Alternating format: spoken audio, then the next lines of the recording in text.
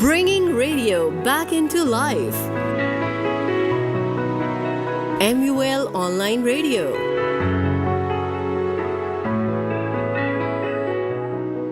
बिस्मिल्लाहिर्रहमानिर्रहीम। MUL radio podcast के साथ नदीम चौधरी आपका मेज़बान आपकी खिदमत में हाजिर है। हाज़रीन और नाज़रीन, आप देखते हैं, आप सुनते हैं और आप जानते हैं कि हम आपके साथ ऐसे मेहमानों का तारुफ़ कराते हैं, ऐसे मेहमानों को आपके पास लेके आते हैं जिनकी मालूमात से, जिनकी गुफ्तगू से आपको ना सिर्फ़ मालूमात और शऊर और आगाही मिले, बल्कि ऐसी बातें जो इंसान की करैक्टर साजी में, उसकी शख्सियत के निखार में और मुआशरे की बेहतरी में और पाकिस्तान की तरक्की में अपना किरदार अदा करती हैं। ऐसी शख्सियत को हम आपसे मिलवाते हैं, उनसे बातें करते हैं।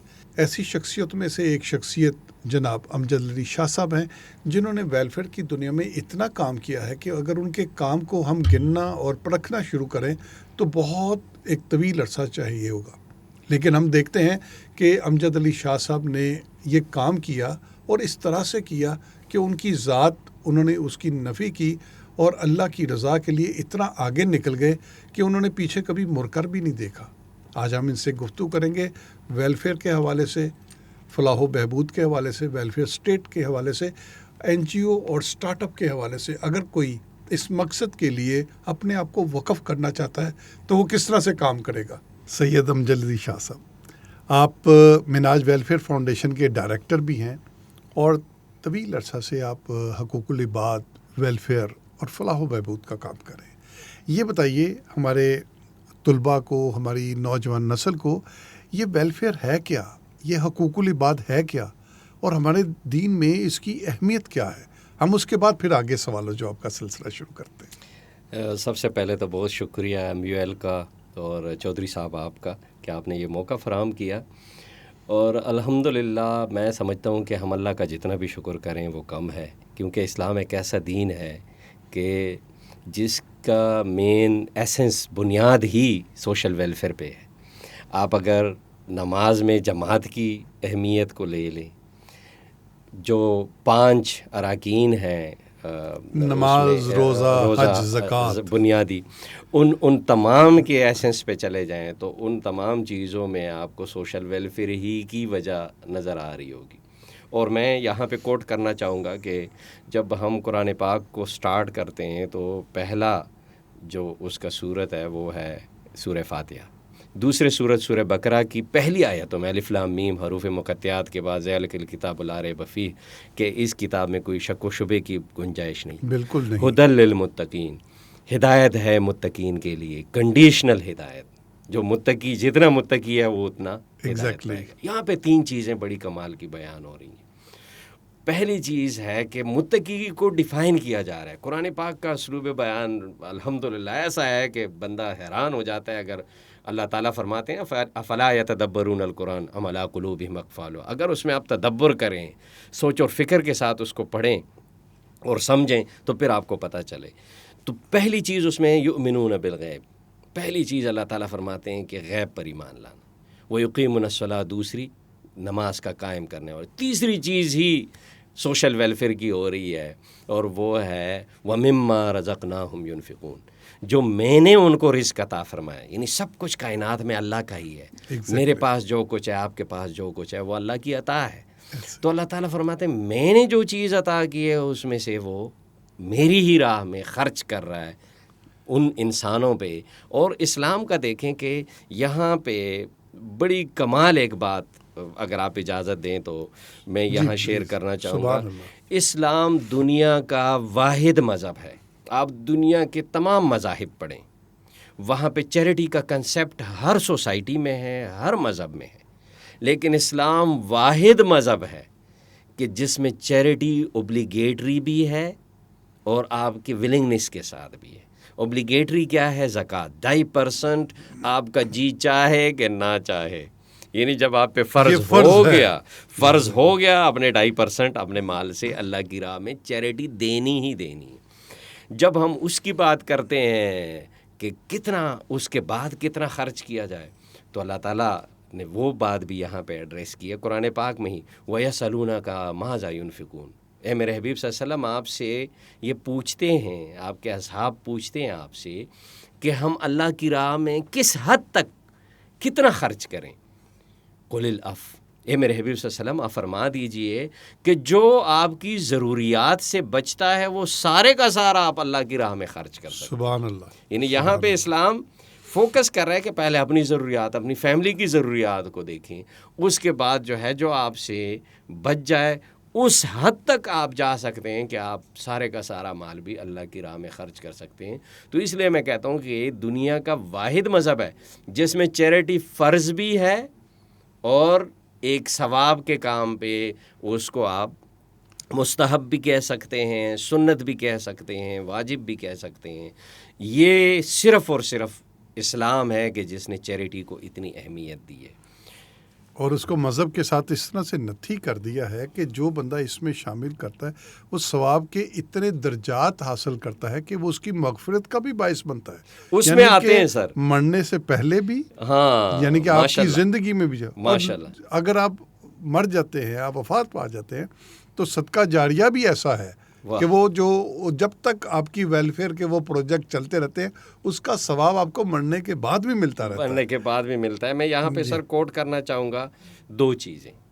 جی سر. کہ قرآن پاک نے اور اسلام نے اس کا ریوارڈ جو بیان کیا ہے وہ ریوارڈ یہاں کا بھی بیان کیا ہے اور آخرت کا بھی بیان کیا ہے.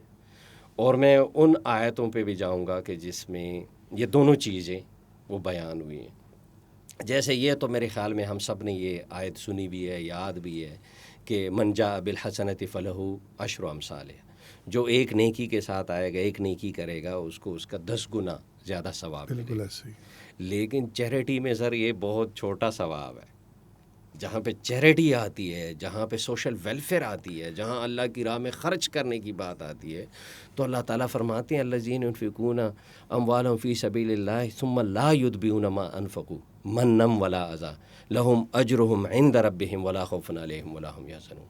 اللہ تعالیٰ فرماتے ہیں جو اللہ کی راہ میں خرچ کرتے ہیں، پیمانہ بھی دیا جا رہا ہے یہاں پہ کہ اس پیمانے پہ کہ وہ احسان نہیں جتاتے.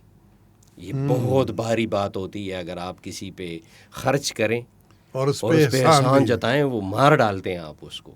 ٹھیک ہے، وہ بیچارہ وہ گوشیفیت دیکھ رہا ہوتا ہے، وہ ثواب آپ کا ختم ہو گیا اور گناہ لازم ہو گیا اس میں.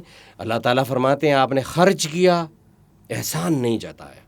لہم اجرہم عند ربہم، ان لوگوں کا اجر میری طرف ہے. کیا اجر ہے؟ لا خوف علیہم ولا ہم یحزنون، نہ ان پہ کوئی خوف ہوگا نہ وہ غمگین ہوں گے.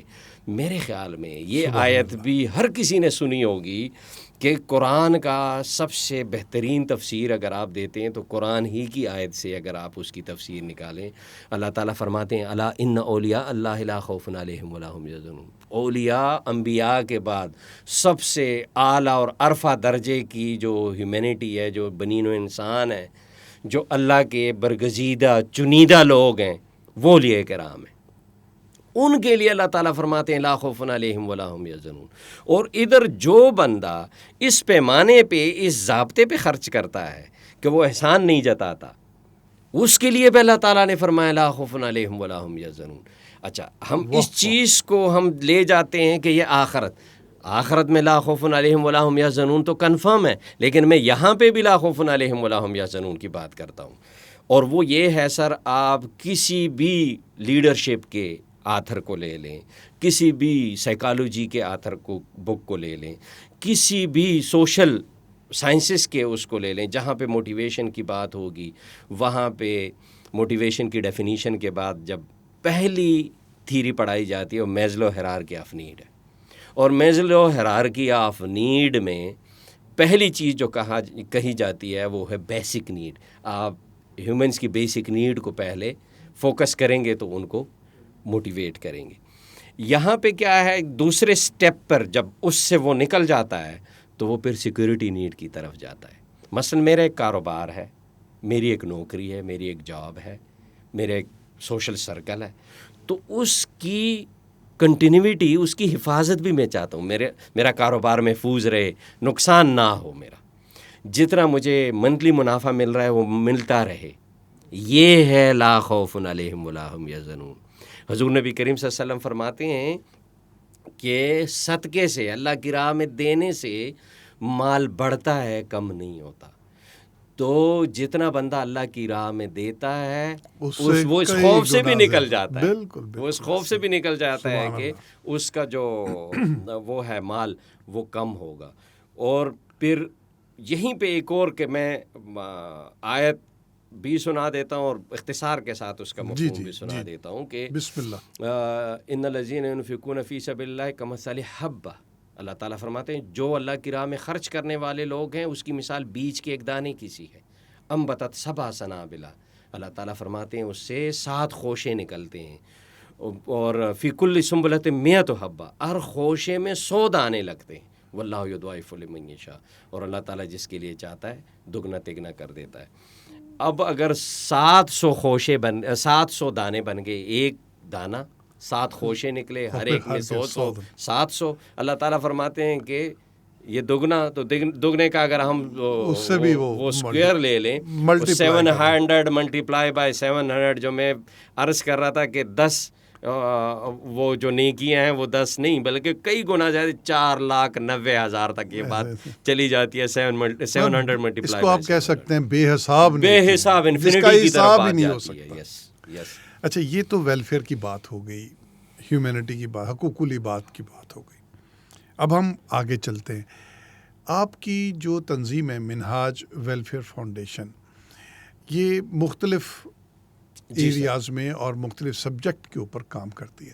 آپ تھوڑی سی وضاحت کریں گے کہ کن کن ایریاز میں آپ کام کر رہے ہیں، اور اس کے بعد پھر ہم ایجوکیشن کے پروجیکٹ کے اوپر آپ سے ڈسکس کریں گے. ماشاء اللہ سر، ایک تو مجھے بہت خوشی ہو رہی ہے آپ نے یہ جو ٹاپک چنا ہے.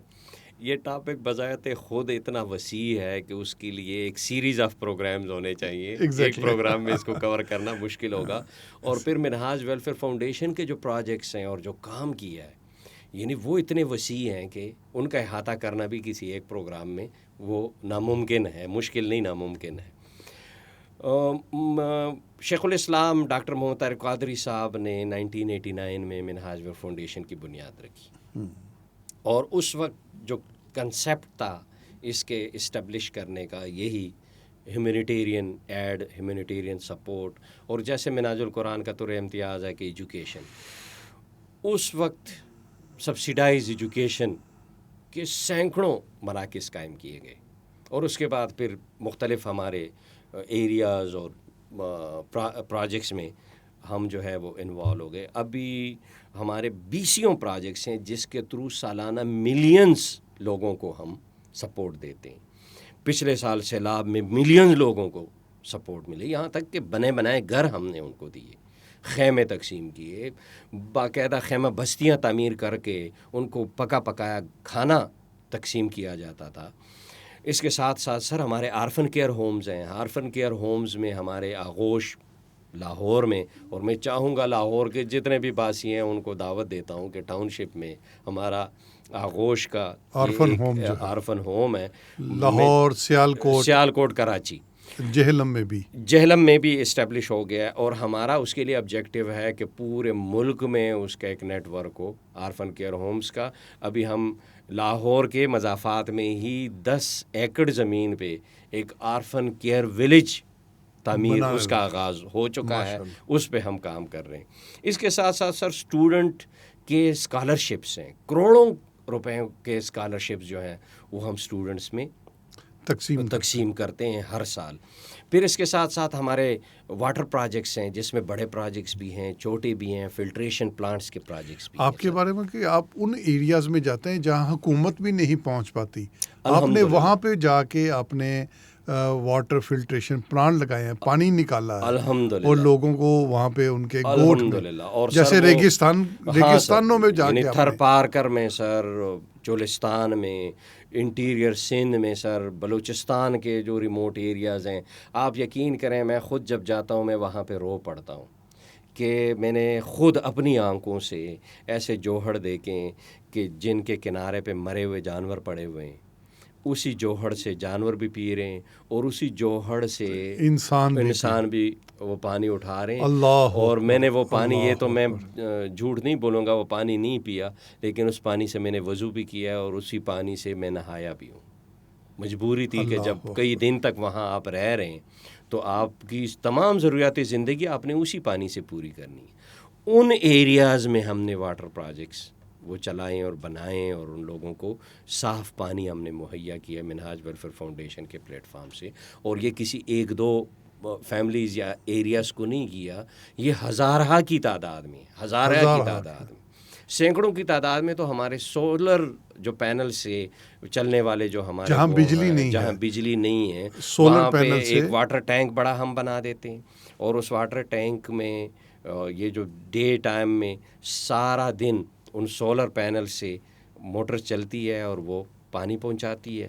تو وہ رات کو بھی واٹر ٹینک جب وہ یوز کرتے ہیں اور پورا دن بھی پوری کمیونٹی کے لیے ایک ہوتا ہے, وہ کمیونٹی آتی ہے اور وہاں سے اپنے پانی کی ضروریات پوری کرتی ہیں اور تھوڑی بہت زمین بھی کلٹیویٹ کرتے ہیں اس سے. اچھا, آپ ایجوکیشن کے سیکٹر میں کیا کام کر رہے ہیں؟ آپ نے اس کو اسکول کی سطح پہ, کالج کی سطح پہ کوئی نئے پروجیکٹ لگا رہے ہیں, آپ ان کی بھی تھوڑی سی وضاحت کریں گے؟ اور جو ہمارے وہ لوگ جو تعلیم کا اخراجات افورڈ نہیں کر سکتے, آپ ان کے لیے کیا کر رہے ہیں؟ الحمدللہ سر, آپ آج ایم یو ایل میں بیٹھے ہوئے ہیں اور ایم یو ایل کا ڈیٹا نکالیں سر تو یہ ملینز نہیں بلینز میں یہاں سے بھی اسٹوڈنٹس کو فیس ڈسکاؤنٹیڈ اور اسکالرشپس مل رہی, چیریٹی ملتی ہے. اس میں یہ میں آپ کو بتایا, منہاج یونیورسٹی جو ہے اس میں ہر تیسرا بچہ وہ جو ہے وہ اسکالرشپ حاصل کرتا ہے الحمدللہ. اور اس سے بڑی چیریٹی پاکستان میں کوئی دوسری یونیورسٹی نہیں کر رہی, اس سے زیادہ چیریٹی بھی کوئی نہیں کرتی.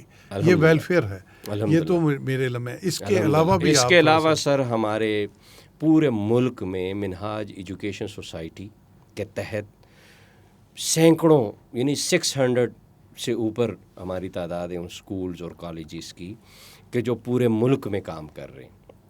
اور اس میں سر یعنی میں کہتا ہوں کہ گورنمنٹ سے بھی اکثر جگہوں پہ گورنمنٹ سے بھی کم فیس میں وہ اسکول جو ہیں وہ فیس جتنی لیتے ہیں وہ گورنمنٹ اسکول سے بھی کم فیس پہ. اور ان اسکولوں کا جو معیار تعلیم ہے الحمدللہ ہمارے بورڈ میں موسٹلی ہمارے یعنی لاہور بورڈ جیسے کمپٹیٹیو بورڈ میں آپ اندازہ کر لیں کہ لاہور بورڈ میں ٹاپ کی پوزیشن لینا یہ کوئی آسان بات تو نہیں ہے. لیکن الحمدللہ ہمارے کالج آف شریعہ ان اسلامک سائنسز کے جو ہمارے اسٹوڈنٹس ہوتے ہیں, ہمارے غوث کے جو اسٹوڈنٹس ہوتے ہیں, غوث گرامر اسکول کے, تحفیظ القرآن اسکولس کے, جو منہاج اسکول کے, جو منہاج میں ہمارے منہاج گرامر اسکول کا برانڈ ہے, ایک منہاج پبلک اسکولس کا ایک برانڈ ہے, اور لورل ہوم جو ہمارا برانڈ ہے انگلش میڈیم اسکولس کا.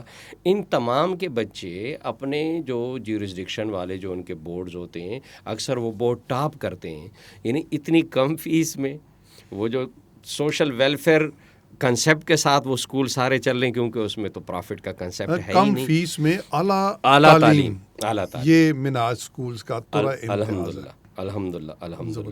ریسنٹلی سر میں ذکر کرنا چاہوں گا اور وہ ہے منہاج کالج فار ویمن خانیوال کا. وہ ہم نے ایک بہت بڑا ہمارا ایک پروجیکٹ ہے 10 کنال زمین پر, ایک فقید المثال اس کی بلڈنگ اور پورا کیمپس. میں سمجھتا ہوں کہ انشاءاللہ اگر لوگوں کو جب خبر پتہ چلے گی تو وہ بلڈنگ دیکھنے کے لیے اور پریمیسز دیکھنے کے لیے لوگ تشریف لائیں گے اور دیکھیں گے. وہاں پہ ہم نے ایک بہت اعلیٰ پروگرام اور پلان کے ساتھ ہم نے اس کا اس سال الحمدللہ سٹارٹ لے لیا. یعنی تعمیراتی ورک کمپلیٹ ہو گیا تھا, اکیڈمک بلاک ہمارا کمپلیٹ ہو گیا تھا, اس سے ہی ہم نے سٹارٹ لے لیا اور الحمدللہ وہاں پہ ایڈمیشنز بھی اوپن ہیں. اور اسی کنسیپٹ کے ساتھ کہ چیریٹی کنسیپٹ کے ساتھ ایک بالکل نامنل فیس کے ساتھ جو کہ اس مارکیٹ کی میرے خیال میں آدھی سے بھی کم فیس میں ہم وہاں پہ الحمدللہ وہ کالج چلا رہے ہیں اور ہمارے پاس وہ بچیاں آ رہی ہیں.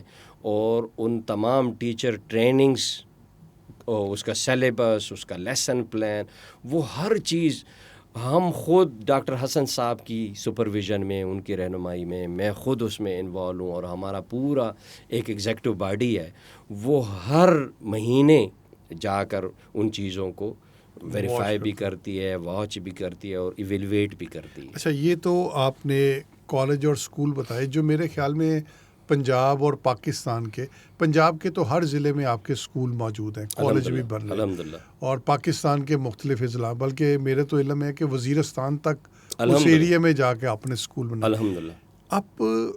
آپ نے وزٹ کیا پورا پاکستان، آپ یہاں پہ کیا محسوس کرتے ہیں کہ تعلیم کی سطح پر کتنا کام ہونا چاہیے، اور پرائیویٹ سیکٹر، خاص طور پہ آپ سے ایسی تنظیمات جو کام کر رہی ہیں، ان کو گورنمنٹ کی طرف سے اور پبلک سیکٹر کی طرف سے کیا سپورٹ ملنی چاہیے؟ میرے خیال میں سر کہ ہمارے ملک میں سب سے زیادہ جس چیز کی کمی ہے وہ ہے ایجوکیشن، اور ہم معذرت کے ساتھ مجھے یہ بات کہنا پڑ رہی ہے اور افسوس کے ساتھ کہ ہم بدقسمت قوم ہیں کہ نیشنل لیول پر تعلیم بہت نیگلیکٹڈ سیکٹر ہے ہمارا، سب سے کم ریشو پرسنٹیج وہ ہماری تعلیم کو دیا بجٹ جاتا بھی بہت کم ہے، بہت کم۔ اچھا، اس میں سر جو ہمارا پرائیویٹ سیکٹر ہے اس نے ہی ان چیزوں کو سنبھالا، گیپ کو فل کیا، اس خلا کو پر کیا، خلا کو پر کیا، ادروائز ہم بہت پیچھے رہتے تعلیمی اس میں میدان میں۔ میری یہ ایک سجیشن ہے سر، گورنمنٹ کو اگر کوئی یہ بات کسی بھی ذریعے سے پہنچتی ہے اور کسی لیول پر وہ ڈسکس ہوتی ہے، آپ جو بات کر رہے ہیں یہ 100% ان تک ضرور پہنچے گی انشاءاللہ۔ اور میں اپنی سروسز وہ ہر ٹائم، یعنی 24 گھنٹے 24 آورز اے ڈے، جس ٹائم بھی مجھے کہا جائے گا، میں اللہ کی راہ میں اور چیریٹی کے لیے اور بنی انسان کی اور اس نیشن کی خدمت کے لیے میں نے اپنی، جیسے آپ نے انٹرو میں بھی یہ بتایا، میں نے اپنی زندگی وقف کی ہے۔ مجھے جب بھی بلائیں گے، جہاں بھی بلائیں گے، میں جو بھی مجھ سے کنٹریبیوٹ ہوگا میں اس میں کنٹریبیوٹ کروں گا کہ پرائیویٹ سیکٹر کو بھی گورنمنٹ کو چاہیے کہ تھوڑا سا سپورٹ دیں اور موٹیویٹ کریں، کیونکہ اگر کسی بھی سیکٹر میں سر آپ دیکھیں تو ایک اکاؤنٹیبلٹی اور ٹرانسپیرنسی کنسیپٹ کے ساتھ پرائیویٹ سیکٹر ہی اچھا ڈیلیور کرتا ہے۔ آپ چاہے ایجوکیشن لے لیں، چاہے ہیلتھ لے لیں، چاہے کوئی بھی سیکٹر لے لیں، اس میں کوئی شک، تو اس میں اگر گورنمنٹ کی طرف سے کوئی ایسی سپورٹ مل جائے، جیسے منہاج جیسا جو ادارے ہیں جن کی ایک ساکھ ہے، جن کی ایک اکاؤنٹیبلٹی اور ٹرانسپیرنسی کا ایک سسٹم ہے، اس سسٹم کے تحت اگر ان کو سپورٹ ملے اور گورنمنٹ پیرالل ان کے ساتھ وہ کام کرے تو میرے خیال میں بہت اچھے ریزلٹ پروڈیوس ہو سکتے ہیں۔ ہمارے پروگرام کا وقت ختم ہوتا جا رہا ہے، میں چاہ رہا ہوں پروگرام ختم کرنے سے پہلے میں آپ سے 2 سوال کروں۔ میرا ایک سوال تو یہ ہے کہ آپ نے تجاویز تو دے دیں، اب یہ بتائیے کہ ڈاکٹر طاہر القادری، شیخ الاسلام ڈاکٹر طاہر القادری نے منہاج ویلفیئر فاؤنڈیشن کی جب بنیاد رکھی تو اس کا دائرہ کار پاکستان اور پاکستان سے باہر کہاں تک ہے، اور آپ کا پیغام جو بھی بندہ یہ سنے اس کو اس فاؤنڈیشن میں اگر وہ شامل ہونا چاہتا ہے یا اس فاؤنڈیشن کے ذریعے وہ ویلفیئر کا کوئی کام کرنا چاہتا ہے تو وہ کس طرح سے کرے گا؟ بہت اچھا سوال ہے سر آپ کا۔ ہمارا کام پوری دنیا میں ہے، اور دنیا کے اور یورپ کے تمام بڑے ممالک میں منہاج ویلفیئر فاؤنڈیشن ایک رجسٹرڈ چیریٹی ہے۔ یو کے میں ہمارا ہیڈ آفس ہے، اور باقی پوری دنیا کو ہم یو کے آفس سے ہم مینیج کرتے ہیں، یعنی کینیڈا میں بھی رجسٹرڈ ہے، یورپ کے تمام میجر کنٹریز میں ہم رجسٹرڈ چیریٹی ہیں، امریکہ میں ہم رجسٹرڈ چیریٹی ہیں۔ ہمارے تمام ویب سائٹس پہ تمام انفارمیشن اویلیبل ہے۔ کسی بھی ٹائم کوئی بھی بندہ ڈائریکٹ ای میل کے تھرو، ہمارے ویب سائٹ کے تھرو، ہمارے جو اس پہ کنٹیکٹ نمبر لکھے ہوئے ہیں اس کے تھرو ہمیں کنٹیکٹ بھی کر سکتا ہے، وہ ہمارا والنٹیئر بھی بن سکتا ہے اور ہمارا ڈونر بھی بن سکتا ہے۔ اور میں یہی سوال، کیونکہ بہت سے نوجوان ایسے ہیں، ہمارے طالب علم ایسے ہیں، وہ کہتے ہیں کہ ہمارے پاس ڈونیشن دینے کو کوئی، لیکن ہم سروسز دے سکتے ہیں، تو میں نے انہی کے لیے یہ سوال کیا اپنی نوجوان نسل کے لیے، اگر وہ سروسز دینا چاہتے ہیں، ڈونیشن دینے والے یا چیریٹی میں حصہ لینے والے تو بہت سے ہوں گے، اگر سروسز دینے والے آپ کے ساتھ، آپ کے قافلے میں، آپ کے قدم کے ساتھ قدم ملا کر چلنا چاہتے ہیں تو وہ کیسے چلیں؟ ہمارے سر جو ڈیفرنٹ پروجیکٹس ہیں، اور خاص کر نیچرل ڈیزاسٹر میں ہمیں پھر والنٹیئرس کی بڑی ضرورت پڑتی ہے. جیسے سیلاب میں پچھلے سال بھی ابھی بھی ہماری ٹیمیں سیلاب میں کام کر رہی ہیں. پھر ہمارا ایک سالانہ ایک ایونٹ تمام ڈفرینٹ سٹیز میں بھی ہوتا ہے، لیکن یہاں مرکز پہ بھی اجتماعی شادیوں کی تقریبات ہماری ہوتی ہیں. اس میں بھی پھر کام کا برڈن، خاص کر اس دن جو ایونٹ ہمارا ہوتا ہے، بڑی ٹیم چاہیے، بہت بڑی ٹیم چاہیے ہوتی ہے، میل کی بھی فیمیل کی بھی، کیونکہ اس میں جو باراتی آتے ہیں تو اس میں فیمیلز بھی ہوتی ہیں. ہماری بہنیں جو دلہن بہنیں ہوتی ہیں ان کو بھی باقاعدہ ہم نے ان کا میک اپ بھی کروانا ہے، ان کو ایک باعزت طریقے سے ریسیپشن بھی دینی ہے، پھر ان کو باعزت طریقے سے بٹھانا بھی ہے. اس کے لیے ہمیں یعنی فیمیل اسٹوڈنٹس اور میل اسٹوڈنٹس دونوں والنٹیئرز یہاں پہ بھی ہمیں چاہیے ہوتے ہیں. اس کے علاوہ سر فنڈ ریزنگ بھی ایک بہت بڑا شعبہ ہے، اور اس میں بھی والنٹیئرز کی بڑی ضرورت پڑ سکتی ہے اور ہوتی ہے. ہم باقاعدہ ان کی ٹریننگز کرتے ہیں، اور وہ پھر ہمارے ساتھ ایک سسٹمیٹک طریقے سے ہمارے ساتھ وہ جڑے ہوئے ہوتے ہیں. وہ ہمارے وہ والے والنٹیئرز کہ جو خود اگر کچھ نہیں ڈال سکتے اپنا حصہ، وہ کسی اور کو موٹیویٹ کر کے اپنا کام دکھا کر، منہاج فاؤنڈیشن کا کام دکھا کر، ہمارا ٹرانسپیرنسی سسٹم کے لیے میں ایک چھوٹی سی بات کہنا چاہوں گا کہ اکثر جتنے بھی آرگنائزیشنز ہوتے ہیں وہ آپ نے مثلا 1 لاکھ روپے ڈونیشن دی ہے تو وہ آپ کو 1 لاکھ کی اکاؤنٹیبلٹی یا ریکارڈ شو کریں گے. ہماری ٹرانسپیرنسی اس سے کئی گنا آگے تک ہے. ہمارا جس پروجیکٹ میں آپ نے 1 لاکھ روپے ڈالا ہے وہ بھلے سے 10 کروڑ کا پروجیکٹ ڈونیشن دی ہے. وہ جو ڈونیشن آپ نے دی ہے، ہم آپ کو پورے پروجیکٹ کے اکاؤنٹس کی ٹرانسپیرنسی دکھائیں گے کہ کہاں کہاں سے کتنا فنڈ ہمارے پاس آیا، کس کس نے دیا، اور وہ کیسے کیسے کن کن اس پہ ایکٹیویٹیز پہ اور سٹیپس پہ کیسے وہ کنزیوم ہوا. اس کا پورا اکاؤنٹنگ ریکارڈ، اس کا ہمارے پاس آڈٹ ریکارڈ، اور یہ ساری چیزیں ہمارے پاس موجود ہوتی ہیں. اور ہمارا کوئی بھی ڈونر یہ چیز جب بھی ڈیمانڈ کرتا ہے وہ اس کی ٹیبل پہ ہوتی ہے. بہت خوب. پروگرام کا وقت ختم ہو رہا ہے. میں چاہتا ہوں کہ پروگرام کے ختم ہونے سے پہلے آپ ہماری نوجوان نسل کو، ہمارے طلباء طالبات کے لیے کوئی پیغام ہے تو آپ پلیز وہ ان کو پیغام. میں خصوصی طور پہ جو پیغام دینا چاہوں گا اپنی نوجوان نسل کو کہ سب سے پہلے وہ اپنے دین کو اسٹڈی کریں، سیکھیں اپنے دین کو. اور جب اپنے دین کو سیکھیں تو سب سے پہلے وہ اپنے آپ پہ اس کو امپلیمنٹ کریں. جب اپنے آپ پہ امپلیمنٹ کریں گے تو وہ خود ایک چلتا پھرتا ایک کریکٹر ہوگا، ایک مثال وہ بن جائے گا لوگوں کے لیے، اور اسی سے ہی لوگ انسپائر ہو کر وہ بھی خود دین کی طرف وہ راغب ہوں گے. کیونکہ ہماری نوجوان نسل، مجھے جو چیز نظر آ رہی ہے وہ دین سے دور ہوتی جا رہی ہے. اور پھر چونکہ میں سوشل ویلفیئر سیکٹر میں کام کرنے والا، تو اس وجہ سے میں چاہوں گا کہ آپ خود بھی ہیومینیٹیرین وہ رسپانسبلٹی پوری کرتے ہوئے جتنی بھی خدمت کر سکتے ہیں انسانیت کی، اتنی خدمت خود بھی کریں اور اپنے ساتھ اور لوگوں کو بھی موٹیویٹ کریں تاکہ وہ بھی انسانیت کی خدمت کریں. بہت شکریہ جناب سید امجد علی شاہ صاحب. حاضرین ناظرین، آپ نے سید امجد علی شاہ صاحب کی باتیں سنی. بہت پرمغز، بہت معلوماتی اور بہت ہی مدلل گفتگو تھی. اگر آپ فلاح کے کام سے، اگر آپ ویلفیئر کے کام میں آپ کی کوئی دلچسپی ہے اور آپ حقوق العباد کے حوالے سے اس دنیا کے کسی کام آنا چاہتے ہیں، تو اس کے لیے منہاج ویلفیئر فاؤنڈیشن ایک بہترین ادارہ ہے. آپ اس میں اگر ڈونیشن نہیں دے سکتے، اگر آپ نوجوان ہیں، تو آپ اپنی سروسز دے کے اللہ کی راہ میں وہ کام کر سکتے ہیں. اس حوالے سے قرآن پاک میں ایک حکم ہے کہ جو میرے بندوں کے کام آئے گا میں اس کے لیے آسانیاں پیدا کروں گا. تو کیوں نہ ہم سب ایک دوسرے کے لیے آسانیوں کا موجب بنیں اور اللہ کی رضا میں ویلفیئر کے کاموں میں بڑھ چڑھ کر حصہ لیں. اسی پیغام کے ساتھ اپنے میزبان ندیم چودھری کو اجازت دیجیے. خدا حافظ. Bringing radio back into life. MUL Online Radio.